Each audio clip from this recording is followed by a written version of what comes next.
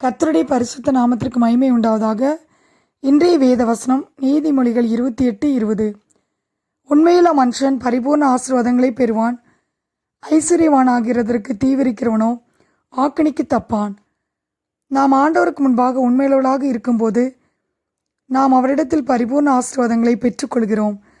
உபாகம் 30:9 வாசிக்கிறோம், உனக்கு நன்மை உண்டாகும்படி உன் தேவனாகிய கர்த்தர் உன் கைகள் செய்யும் எல்லா வேலைகளிலும், உன் கற்பத்தின் கனியிலும், உன் மிருக ஜீவனின் பலனிலும், உன் நிலத்தின் கனியிலும் உனக்கு பரிபூர்ணம் உண்டாக செய்வார் என்று. ஆம் பிரியமானவர்களே, ஆண்டவர் நம்மை பரிபூர்ணமாக ஆசீர்வதிக்கிறவராய் இருக்கிறார். அவர் நம்மிடத்தில் எதிர்பார்க்கிற ஒரு காரியம், நாம் அவருக்கு உண்மையானவர்களாய் இருக்க வேண்டும் என்று. அப்படி நாம் உண்மையானவர்களாய் இருக்கும்போது எல்லா நன்மைகளும் நமக்கு உண்டாகும்படி செய்வார். நாம் உண்மையில்லாதவர்களாய் இருக்கும்போது நாம் ஆண்டவரிடத்திலே மனம் திரும்ப வேண்டும். அவருடைய சத்தத்துக்கு உண்மையாய் செவி கொடுக்க, அவருடைய கற்பனையின்படி நடக்க நம்மை அவருடைய கரத்திலே ஒப்பு கொடுக்க வேண்டும். அப்போது நமக்கு எல்லா நன்மைகளையும் அவர் கொடுத்து நம்மை பரிபூர்ணம் உண்டாகும்படி செய்வார். இன்றைக்கு அநேகர் அநியாயமாய் சம்பாதித்து தவறான வழியில் ஐஸ்வர்யவான் ஆகிறதற்கு தீவிரிக்கிறார்கள். அப்படி தீவிரிக்கிறவர்கள் ஆக்கணிக்கு தப்பான் என்று வேதத்திலே வாசிக்கிறோம். நாம் நமக்கு கொடுக்கப்பட்ட வேலையிலே, ஊழியத்திலே உண்மையுள்ளவர்களாய் இருக்க வேண்டும்.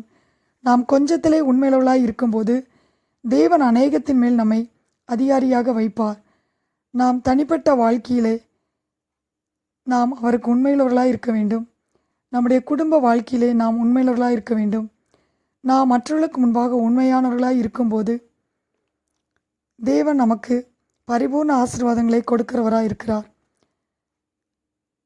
யாத்ராம் 23:26 வாசிக்கிறோம், நாம் உண்மையானவர்களாய் இருக்கும்போது நம்முடைய ஆயுசு நாட்களை அவர் பூர்ணப்படுத்துகிறவராய் இருக்கிறார். எபிரேயர் 3:5 வாசிக்கிறோம், மோசே பணிவிடைக்காரனாய் அவருடைய வீட்டில் எங்கும் உண்மையுள்ளவனாய் இருந்தான் என்று.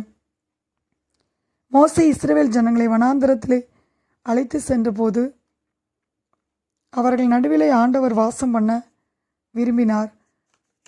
ஒரு பரிசுத்த ஸ்தலத்தை உண்டாக்கும்படி மோசேயின் இடத்துல ஆண்டவர் பேசினார். அந்த ஆசரிப்பு கூடாரத்தின் வேலைக்காக ஜனங்கள் மோசேயிடம் காணிக்கைகளை உற்சாகமாய் கொடுத்தார்கள். தேவனுடைய வீடாகிய ஆசரிப்பு கூடார வேலையிலே மோசே உண்மையாக இருந்தபடியினால் மோசேயை ஆண்டவர் பரிபூர்ண ஆசீர்வாதங்களினால் நிரப்பினார். வெளிப்படுத்தல் 2:10 வாசிக்கிறோம், நீ படப்போகிற பாடுகளை குறித்து எவ்வளவும் பயப்படாதே. இதோ நீங்கள் சோதிக்கப்படும் பொருட்டாக பிசாசானவன் உங்களில் சிலரை காவலில் போடுவான். 10 நாள் உபத்திரப்படுவீர்கள். ஆகிலும் நீ மரண பரியந்தோ உண்மையாயிரு என்று வேதத்திலே வாசிக்கிறோம். ஆம் பிரியமானவர்களே, நம்முடைய வாழ்க்கையிலே பாடுகள் வரும்போது, உபத்திரவங்கள் வரும்போது நாம் ஆண்டவரை சேவிப்பதிலே நாம் உண்மையாயிருக்க வேண்டும். நாம் அவருடைய கட்டளைக்கு கீழ்ப்படிவதிலே உண்மையானவர்களாய் இருக்க வேண்டும். அப்படி நாம் உண்மையானவர்களாய் இருக்கும்போது ஆண்டவர் நமக்கு பரிபூர்ண ஆசீர்வாதங்களை கொடுக்கிறவராய் இருக்கிறார். கர்த்தர் தாமே இந்த வார்த்தைகளை ஆசீர்வதிப்பாராக. ஆமேன்.